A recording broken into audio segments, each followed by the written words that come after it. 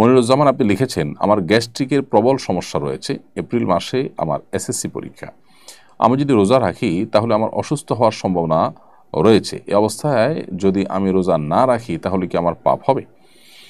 ভাই মনির, আপনার গ্যাস্ট্রিকের যে সমস্যার কথা আপনি বলেছেন, এই সমস্যার অজুহাত দিয়ে আপনি রোজা না রাখার স্কোপ আসলে নেই।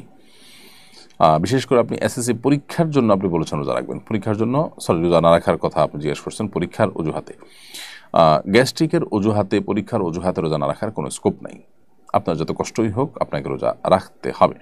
এমনকি অসুস্থ হয়ে গেলে অসুস্থ হয়ে যাবেন, গ্যাস্ট্রিকের সমস্যার কারণে অসুস্থ হয়ে আপনি মারা যাবেন, এই পর্যায়ে যাওয়ার আশঙ্কা তো একেবারেই ক্ষীণ, অঙ্গহানি হয়ে যাবে, এরকম কোনো সম্ভাবনা নেই বললে চলে। এই জন্য কোনো অবস্থাতেই আপনি এই অজুহাতে রোজা না রাখার স্কোপ নাই।